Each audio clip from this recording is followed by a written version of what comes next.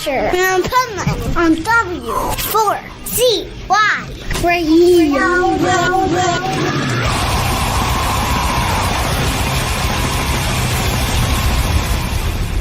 Wake up, America!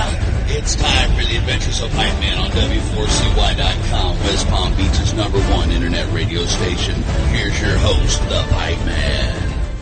This is the Pipeman here on the Adventures of Pipeman, W4CY Radio, with the Positively Pipeman segment of the Adventures of Pipeman. And we're here with our resident pet health guru, who is also a human health guru, and has some great advice for us about raw dairy for pets. Let's learn those right choices, Bill. Hey, raw dairy, of course, is all over the place, as far as in the news, how terrible it is. I saw a report this past week, I guess it was, that we're looking at causes of death, and there were 250,000 deaths that were mentioned in articles that we're talking about raw milk. But, there was a slight problem with that. That was the number of deaths caused by medical malpractice. Wow. Doctor mistakes. Wow. In 1 year. So we looked up the numbers on the number of deaths on raw dairy products. For the last 15 years, it was 0. No Wow. deaths. But yet it's dominating the news. They're raiding farms, they're shutting down, dairy farms, raiding stores. I mean, we had it happen right down here in Boca at one of the grocery stores that used to sell raw milk, where they actually came in with a SWAT team to confiscate raw milk. I mean, okay, but when you stop and think about it, every mammal on the face of the earth starts life with raw milk. Huh. It's a substance of life. And yet What a concept. we've been brainwashed that raw milk is dangerous. Why? It's very simple. It's a very simple thing. Big food they're looking to save money on expenses, but maximize profit. In order to have raw dairy to be safe, according to what the government tells us, we have to have it pasteurized, sterilized, whatever, because it's coming in contaminated. Well, if your food supply is coming in contaminated, where's the contamination starting? On the farm. Yeah. Okay. Makes sense. So if your barn is dirty, if your dairy barn is dirty and you've got sick cows and they're on, antibiotics and hormones and steroids and things of that nature, okay, and on bad feed, bad sheep feed, GMO corns and soys and things like that, I can produce a lot of milk, or at least a white substance that looks like milk, and send it over to a factory, basically, which is what the dairies are, add a bunch of filters on there and take out the parts that I want, parts of the heavy cream. We can sell that separately. I can take out the whey and we can sell that as a supplement for the workout people. I can take out the lactase, which is the enzyme that's in milk that allows us to digest it. So now we're all lactose intolerant. We all have dairy allergies, that sort of thing, because we can't digest it properly. But that enzyme was processed, put into a jar, into a bottle, sold at the pharmacy, so you can now digest milk again. And a raw product, it's there. It's complete. And it goes back even farther than that, is the economics of it. Okay, if I'm producing a ton of milk, literally, cheaply, I'm going to make more profit. That sort of thing. Now, the typical dairy cow that you see on commercials and on, all the brochures, programs, everything else, you see these huge black and white Holstein cows. Those suckers make up to 15 gallons a day. They're nothing Wow. more than a producing machine, but there's no nutritive value to it because they've been fed bad, they've been given hormones, enzymes, that sort of thing, but they provide a large quantity. Now, when we go to the farms that basically specialize in raw milk, okay, those barns are spotless. Those milking parlors are spotless. They're generally small individual farms as well. You know, I mean, a good-sized farm might have 150, 100 head of dairy cows that they're taking care of. The average Holstein dairy might have 1,000 or 2,000 or 3,000 that they're milking every day. So the quantity of milk is going to be tiny because these raw milk people are using Jersey or Guernsey cows, which are about half the size.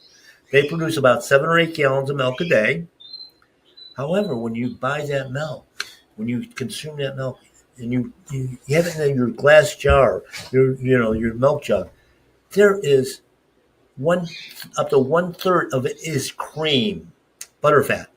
Wow. Nutrient dense, completely different product than what we're getting out of those Holsteins that have almost no cream at all. But when you look at the price, raw milk is going to be more expensive. Yeah. And because it's nutrient dense, because it's a clean product, we don't have to process it. And of course, if it's not processed, the government makes no money because they got to have their inspector at the dairy. They don't have it at the farm. So we just lost a whole bunch of government employees, which is probably the worst thing in the world that could ever happen. You know, we need those government employees all the time, those inspectors that are standing there looking at the milk coming out. Very essential. Yes, exactly. And of course, we're running the same thing with slaughter and everything else. But it's a pure product, and it's healthy. And of course, who complains about people selling raw milk? The big dairies, the big food companies that own them.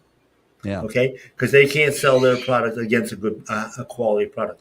And of course, on the other side of that, you've got all the medical people that are jumping on the back side of that because we're selling a product in raw milk that has natural antibodies in it, probiotics in it, prebiotics in it. Okay, so we're actually healing the body, and we don't need a doctor. It's funny, and a little bit of the history on how this whole phenomenon happened. Back in the late 1800s, when cities started to come together, the farms were outside the cities, obviously, and the more population is there, the more demand there is for product. Well, we didn't have refrigeration back in the late 1800s. So we had to basically carry the milk into the cities if that's what they wanted. Well, chances are no refrigeration, on a wagon, several hours in the sun. Bad product. It's already starting to ferment. But actually, that's not actually bad in raw dairy because now you have basically the formation of what we call today either kefir or yogurt. That's funny because I was going to ask you about that goat milk that you buy called kefir that I've tried and I cannot drink that. It's either do I. But that's a fermented milk. I mean, I literally have clients that leave their raw milk on the counter up to a month. And we think it's souring, but it's not souring. It's not bad. It's not turning bad. It's just changing form. Yeah. But how this all happened? Because we could not get the milk into the cities, in the big cities.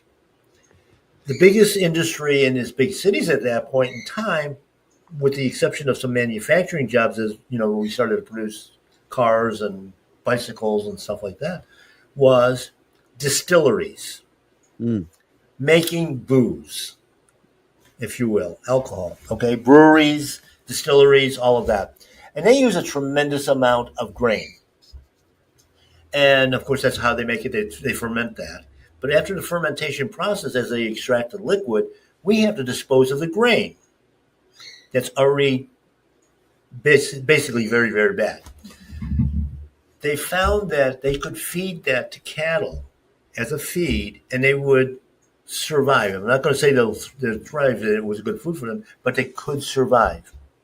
So the breweries actually built dairy facilities, basically just warehouses where they kept dairy cattle, and to compete against the farmer.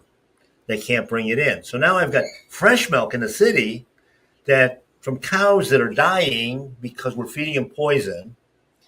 The conveyor comes right out of the distillery and into the barn.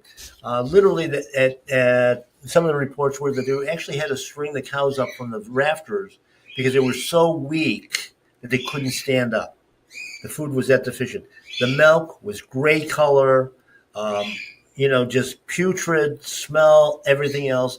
And actually, it's some of them were actually adding white paint to the milk to make it look white, along with all kinds of molasses to make it sweet, all kinds of other additives and that sort of thing. And people did get sick because of that. And of course, they were blaming it on milk on the good milk coming in without refrigeration, not the bad milk that they were selling.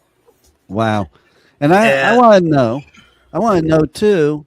Okay, so like you go into a grocery store nowadays and almond milk is a big thing, okay? But they have almond milk that is in the same place as the other milk in the refrigerated section, and they have almond milk that's not refrigerated, same brand. How does that happen? How do you have unrefrigerated? Well, of course, because with what's called Tetra Paks and different packaging and preservatives they add to it, they can do it either way. Now, on the same side of that, it goes into the refrigerator because we're trying to make it an equivalent to real milk, which, by the way, in the supermarket is not even milk. That's a chemical concoction because they've already stolen all the stuff out I mentioned before. So we have nothing more than chemical concoctions in both of them. And by the way, when we look at the alternative milks, the oat milk, the almond milk, cashew milk, soy milk, all of that, I still haven't figured out how to milk them. They don't have the right equipment to do that.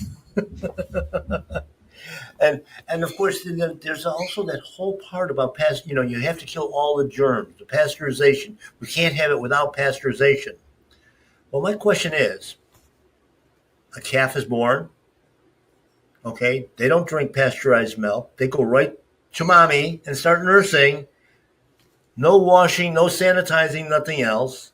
Same thing with sheep, same thing with puppies, kittens, and even mom, when baby is hungry, we just whip it out. We don't disinfect.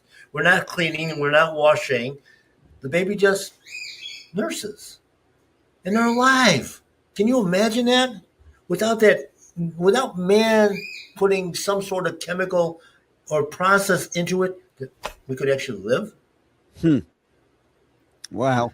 What a concept. Yeah.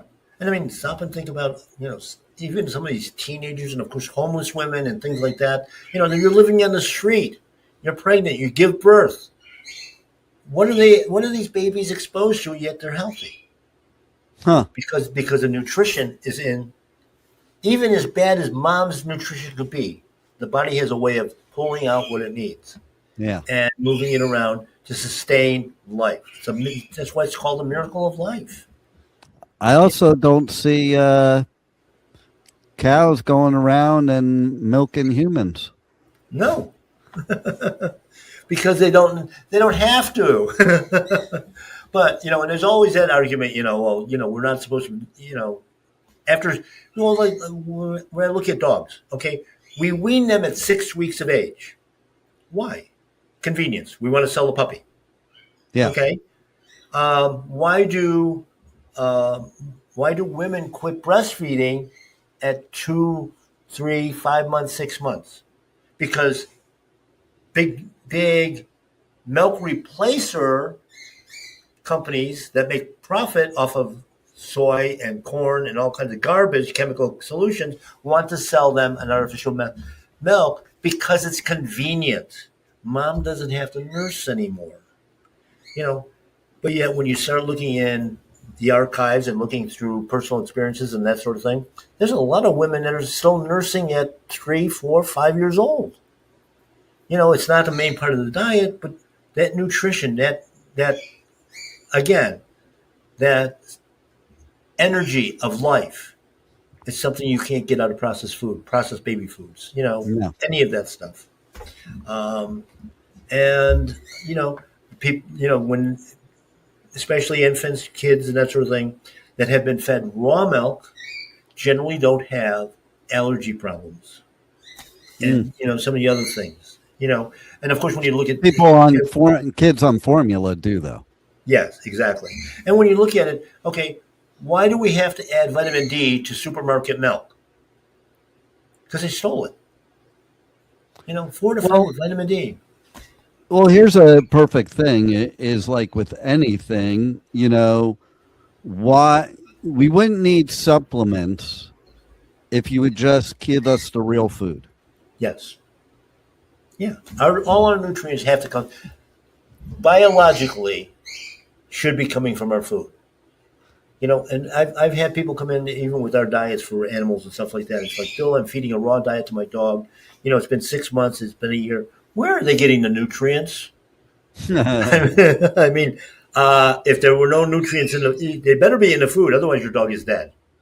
Well, and also the nutrients that are in a food opposed to that are manufactured in a supplement are definitely much better. The only reason people need supplements is because they're not putting good stuff in their body. It's like a perfect example is iron. So a lot of people don't realize that iron, the body does not have ability to expel it. So if you take iron supplements because your iron's low or you think your iron's low, you're actually poisoning your body. Whereas if you ate food that had iron in it, that would be very difficult to do, to poison your body from too much iron from food. Well, in fact, just to kind of give you a little bit of an example on that, on the Pet Health Cafe this past week, I had Morley Robbins, who is a mineral specialist, actually, 50 years in the medical field, doing research, everything else. Everybody is anemic, according to the doctor, because they're testing blood. There's very little iron in the blood quite often because it's stored in tissue. Which is why the body can't expel it. Exactly. It's got to be freed. But it's also blocking the copper on top of that. And that I recommend that people go on and listen to that interview on Pet Health Cafe because it tells you a lot about that. And it's the truth. We're actually poisoning ourselves with these medications and that sort of thing, the iron. Nature has a way of making it perfect, bioavailable. Supplements are not, they're synthetic. The body doesn't know what to use it. And of course, the problem with that, because it doesn't know what to do with it, it has this use it, in nature, it's use it or lose it. Any excess is going to come out of your body. Yeah. In synthetics, the body says, I don't know what the hell to do with this. Why is he giving this to me?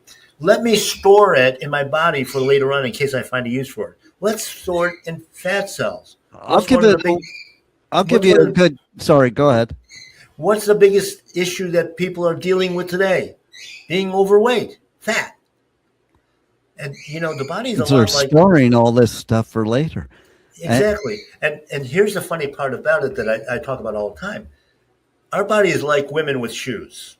When they get too many shoes in the closet and it's full, they don't throw any out. They have somebody make them another closet for more storage. The body's the same way. When I'm filled with toxins, I build more fat cells to store it. It's that simple. I'll give two examples too, okay, personally. Okay, so one is, first of all, when your body's storing it for later use, it's kind of like, it's like when I have these folders in my Outlook and I store the emails that are not important to me. They take up a lot of space. I probably never even look at them. And at some point, I have to delete them anyway because I ran out of storage. Right. Or I have to upgrade my storage for stuff I don't even use. Yes. And then, the thing is that, you're right. Your body needs to know to expel stuff. You know, it needs to. These are foreign things, even though they're supplements going into your body, like so you don't know. And how do you know what's in those supplements either? You Like don't. you know, you go buy these supplements. Most of them are garbage. Yes. You know, and do they do anything? Most of the time, they don't. You know, unless it's for a very specific reason. Yes. Okay, very specific. But the thing is, like, okay, so people love to load up on vitamin B, which I'm all for vitamin B. But what happens is when you pee and it's so bright yellow, that's because you just took a bunch of stuff your body didn't need and it was a waste. Okay. Absolutely. And there's so many examples of that, you know, even certain things you were talking about before that it can cause you to be sick. These things that are supposed to be Yeah. good for you can cause you to be sick because it's too much. And there's so many of them. Okay. Like, you know, perfect example, every time I get a B12 shot, I freak out. Why do I freak out? Guess why I freak out. It's not natural. Number one, it's not I natural. freak It will out give you when I energy. pee. I freak out when I pee Yes. because it's the same color as was in the injection, this bright red. But I Yeah. forget for a second that I got that injection of vitamin B12. And I'm like, oh shit, I'm bleeding. And of course, when I'm bleeding, I'm thinking, oh shit, it's my kidney stone. Okay, so let's go with kidney stones too. We were talking about them.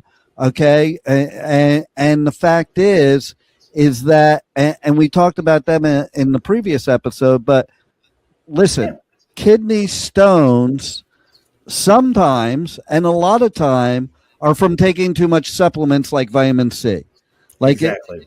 multiple times that I've gotten kidney stones, it was because I was sick and I pumped myself with vitamin C, or you know the Colby's or the Airborne, and like does it not even occur to somebody when they read the label that you're getting 10,000% of the daily allowance that you don't Yeah. that's not good. Why do people think that's good? They think the more the better. No, the more the not better. Because again, like you were saying, okay, if your body takes what it needs from it and doesn't know what to do with anything else, it stores it, and that causes all kinds of problems. And that's what happens. You take too much vitamin C, it calcifies, which is a kidney stone. Yes. You know, It's you know, the other part of that, okay, is a supplement. We're trying to isolate something. Like you mentioned, we don't know how it's made. We don't know how it was extracted. We don't know whether it's bioavailable, whether the body can actually use it. If it can't use it, it stores it in fat cells. But when we look at all foods, and I worked on a couple of research projects where we were doing, trials and that sort of thing with supplements. And the problem is everybody's trying to extract a certain compound that's going to be the catch-all, if you will, that we can patent and make a ton of money on. Well, we find when we do these extractions to make these different minerals and these different vitamins and all of that, the power of the actual product that does the thing, the plant, the animal, whatever the food is, it's about using the synergy of the whole. Every single compound's got little triggers, and if you will, and little plugins. Like if you're thinking of a computer, I need this plugin for this to work. If I take that plugin out, this doesn't work. It's the same thing with nutrients. You need different nutrients for synergy. Make them utilized properly. And when you look at the supplements too, if I take, and I've been doing a lot with bioidenticals with women, and it's like that's the biggest lie that's ever been out there, I think, in a medical community, because they're not identical. Number one, they're all synthetic. Number two, they are actually adding in, mine's compounded, I go to a specialist. Well, they're still also putting in chemicals that are going to suppress the symptoms that a menopause woman would have. yeah. And that's the problem, because we think it's balancing us out. It's throwing you farther off in the long range. And when you replace one vitamin let's just take the calcium, for instance. You can't use calcium if you don't have phosphorus, magnesium, and manganese. So if we're only putting one in, it throws off the balance on the others. Yeah. And of course, the other thing, vitamin C. What they sell as vitamin C is not vitamin C. It's not even close to it. So you're not getting the benefit. B vitamins, I kid with clients all the time. Well, I went and got a B12 shot. Okay, that's great. Okay, B12, the B vitamins are in liver. Nobody wants to eat liver, though, because that's Except my dad, he loved liver. Yeah. He loved liver and onions and chopped liver. Exactly. But I can't do that. Well, stop and think about it, though. If that B12 shot made you feel that much better, what would the real thing do? Maybe heal the body so you don't need the extra B12?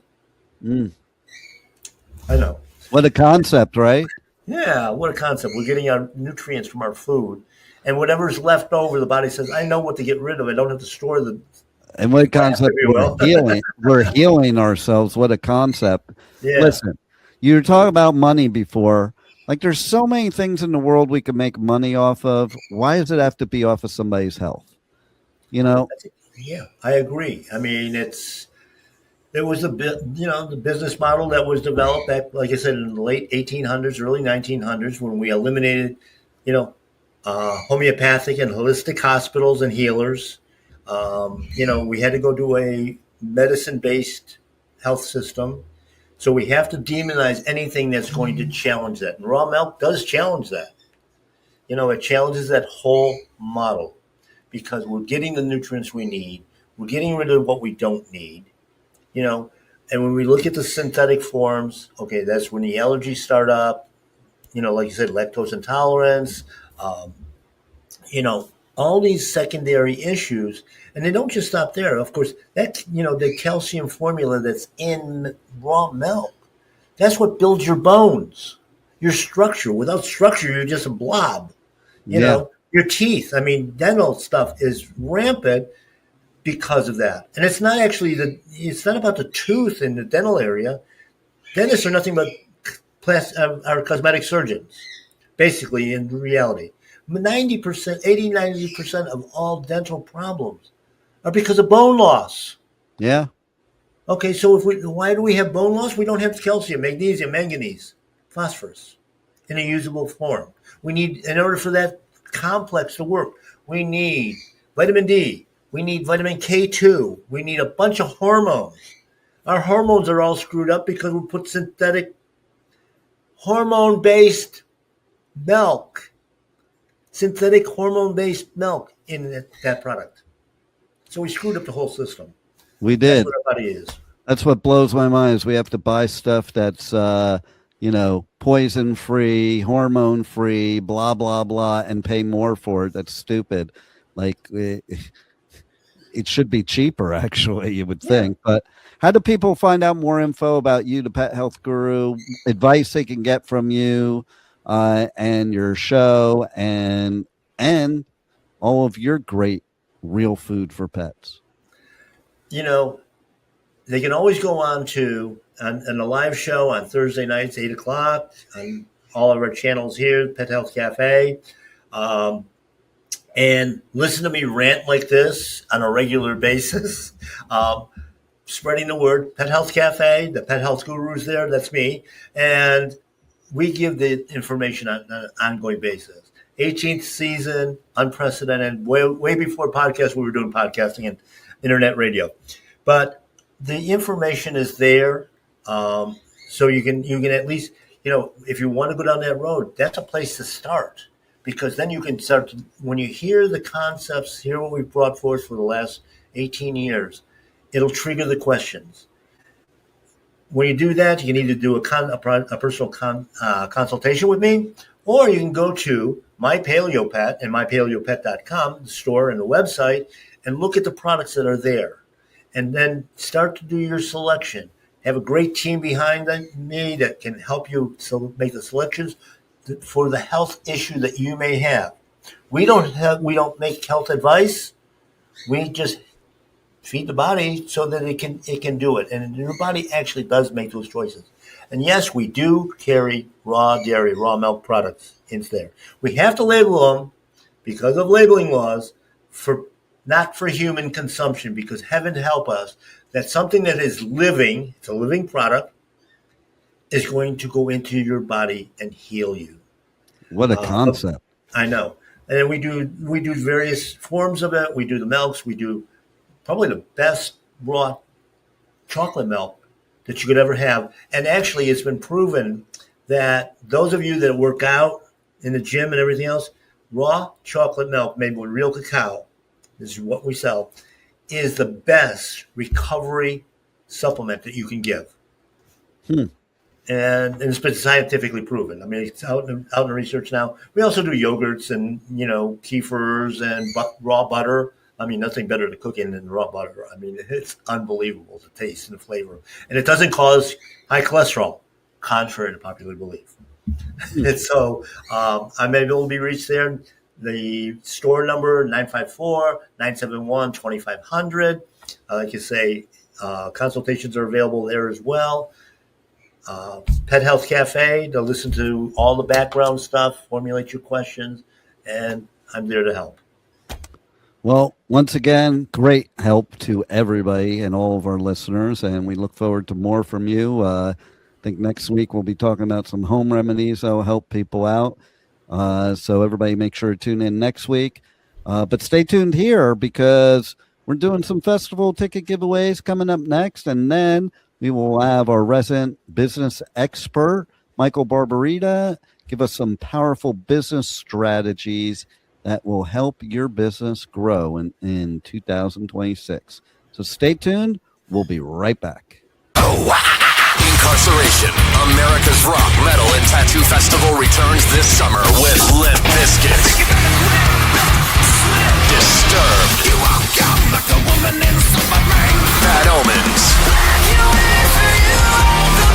plus Gojira, Papa Roach, A Day to Remember, Motionless in White, Ice Nine Kills, Cypress Hill, The Used, and so many more. Incarceration at the Ohio State Reformatory, July 17th to 19th. Passes on sale now at incarceration.com. Sonic Temple Art and Music Festival returns May 14th through 17th with My Chemical Romance, Tool, Bring Me the Horizon, and Shinedown. Plus, Pierce the Veil, Good Charlotte, The Offspring, Sublime, Godsmack, Breaking Benjamin, Marilyn Manson, and so many more. Sonic Temple in Columbus, Ohio, May 14th to 17th. Passes on sale now for as low as $1 down at sonictemplefestival.com.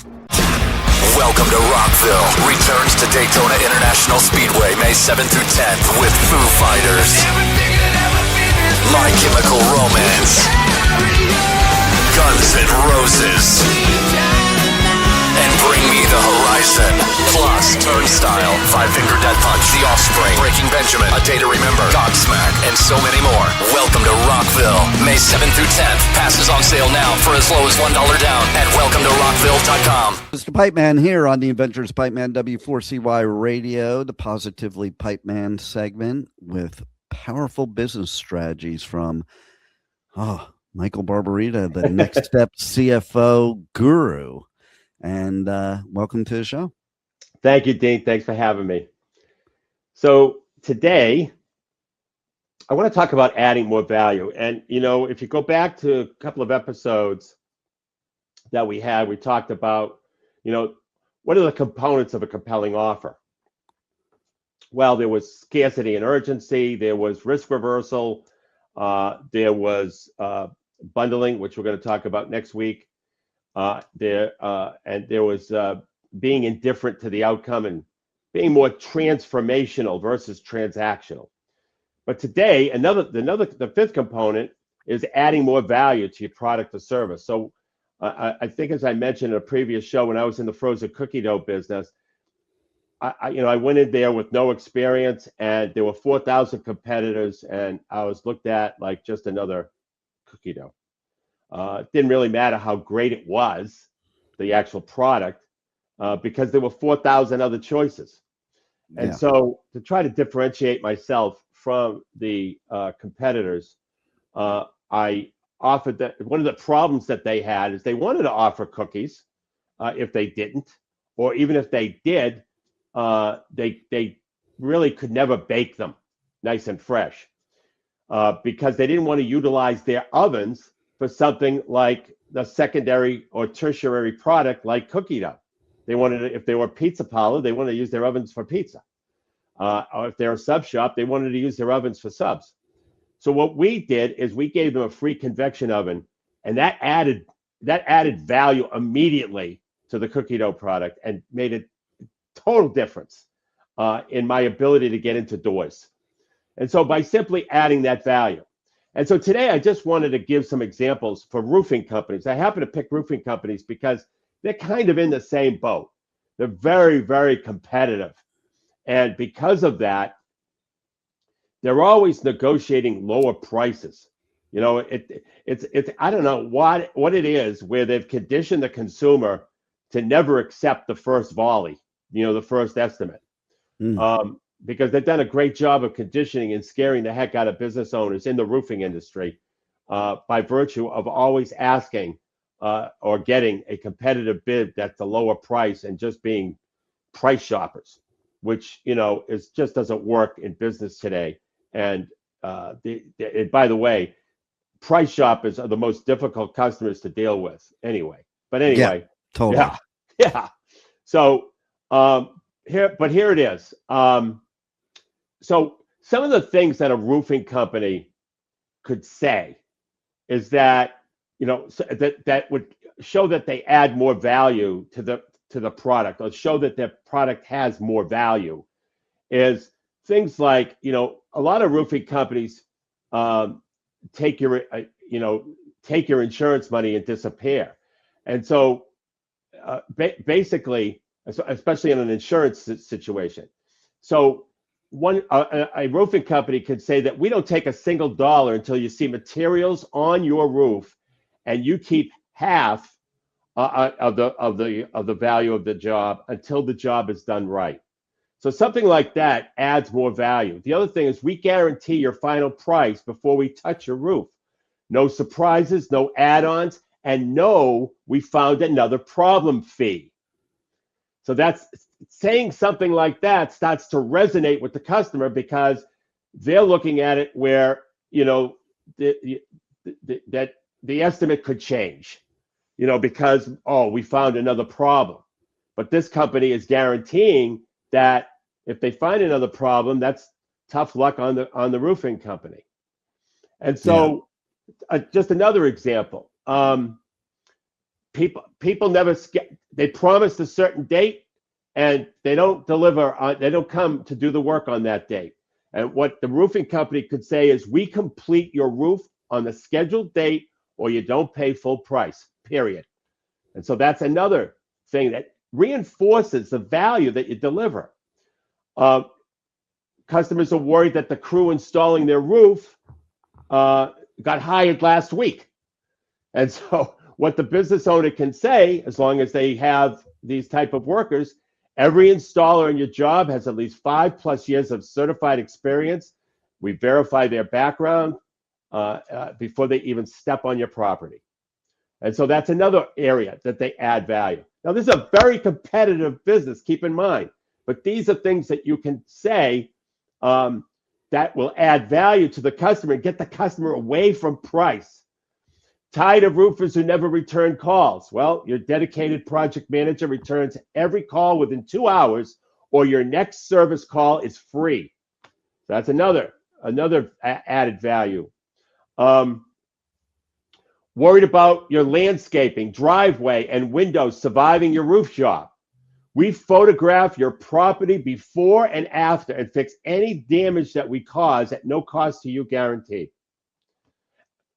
How do you know they're not using? How do you know that roofing companies aren't using cheap shingles and pocketing the difference? Well, at our roofing company, we show you exactly what goes on your roof before installation, manufacturer direct, full transparency, no substitutions. So these are things that you can do. You can say, or you can message to the customer, or actually say it in your sales presentation, that adds more value and gets the customer away from the transaction and into the transformation. I think a lot of times people focus on price only because you haven't presented any value to them yet, and so that's the only thing they can go by. That's exactly right, and so we keep reinforcing. You know, one of the clients, a couple of the clients we have are in the roofing industry, and it's a very competitive. But it's very hard to get the business owner not thinking about price. You know, and dropping their price and how much, because sometimes it's endless. You know, they're dropping their price, and they're looking at the gross profit. Here's something that they get that can trick them. They look at the gross profit dollars that they'll get on a job. If the job is $15,000, they might get $3,000 or $4,000 of gross profit after bending over on the price. They'll say to themselves, "That's $3,000 to $4,000 that I could use." That's just not the way to look at it. Yeah. You know, it's just not. You know, because if you do those jobs in high quantity, you're not going to cover your overhead, and that's what's happening with a lot of these roofing companies. Their margins are thin to begin with, yet they're bending over just to get the jobs, and that can't happen. And that's just roofing. There are other industries. Look, the frozen cookie dough business. There were 4,000 competitors doing the exact same thing. There was only one way to differentiate, and it opened so many doors. And I even lost money on the opening order, but I understood. I believed in my product, and I understood in the long-term value of the customer. That's the bottom line too with anything you're going to buy is it's not what it costs, it's what the value of it is, you know? Right. So, but the mindset of the business owner, and this is why mindset is so important in business. The mindset of the business owner is they're putting themselves in the position of the customer, and they're using either their wallet or a lower end wallet, and they're saying, "Oh, they probably can't afford it. Let me give them a break." That kind of thing. It just doesn't work. Long term, it's just a disastrous strategy.